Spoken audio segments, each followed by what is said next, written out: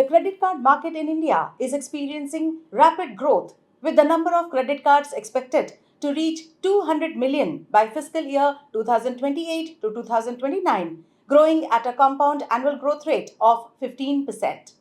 This marks a significant expansion in the industry as the number of cards issued has doubled over the past 5 years as per PwC report. Welcome to VAR India News Hour.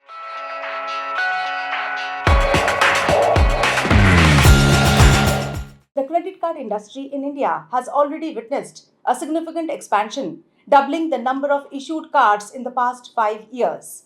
The report anticipates that this momentum will continue, with the market likely to replicate this growth over the next 5 financial years. This growth can be attributed to various factors, including increased digital payments, growing consumer spending, and the expansion of financial services in both urban and rural areas. The report underscores the industry's resilience and potential, highlighting that the surge in the credit card market is expected to play a key role in driving the financial ecosystem in the country. This growth can be attributed to increased digitalization, a rise in online transactions, the availability of rewards and benefits tied to credit cards, and the increasing penetration of financial services across urban and rural areas. As the industry continues to expand, it offers new opportunities for banks, fintech companies, and merchants to cater to an evolving consumer base that is becoming more comfortable with credit usage. At the same time, digital payments in India are booming, with transaction volumes growing 42% year on year in fiscal year 23 to 24.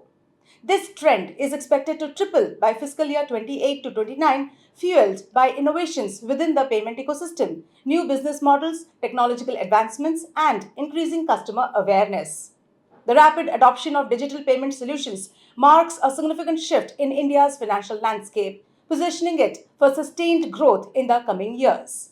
With this momentum, the credit card market in India is poised for even more substantial advancements in the coming years, contributing to financial inclusion and the broader digital economy. Let's look into today's headlines. Qualcomm announces Snapdragon X Plus 8 core processor. Qualcomm unveiled the Snapdragon X Plus 8 core CPU aimed at mainstream PCs and expanding the accessibility of AI powered technology. This latest addition to the Snapdragon X series claims to give greater performance and longer battery life. The newly introduced processor includes an 8-core Qualcomm Orion CPU, which is intended to provide significant increases in both performance and economy.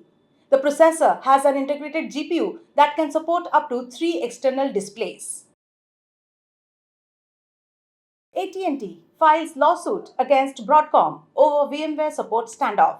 AT&T has filed a lawsuit against Broadcom, accusing the chipmaker of reneging on a critical support agreement for VMware software used across its vast network. According to the allegations by US telecom giant, Broadcom is refusing to honor a 2-year extension of support services despite AT&T exercising its contractual option to do so. Broadcom is instead pressuring the company to purchase expensive software bundles and subscriptions that AT&T neither wants nor requires. Verizon to buy Frontier Communications to boost fiber network in the US. Verizon will buy fiber optic internet provider Frontier Communications in an all-cash deal worth $20 billion. The deal will also help one of the biggest US network providers better compete against rivals AT&T and T-Mobile as they double down on unlimited plans and bundling options. Frontier had a total debt of $11.25 billion as of June 30th, which will be refinanced by Verizon as part of the deal. OpenAI hits more than 1 million paid business users. OpenAI said that it has more than 1 million paying users across its business products, ChatGPT, Enterprise, Team, and EDU. The AI firm's chatbot continues to see strong adoption owing to its advanced large language model. The figure is a rise from the 600,000 users it had in April. OpenAI executives have discussed higher priced subscriptions for upcoming large language models such as its reasoning focused Strawberry and a new flagship LLM dubbed Orion. Phishing link mimicking the Ministry of Defense that targets government data found in Indian cyberspace. The Indian cybersecurity agencies have discovered a phishing fraud that mimics the official website of the Ministry of Defense to harvest the login credentials of officials to steal sensitive government documents.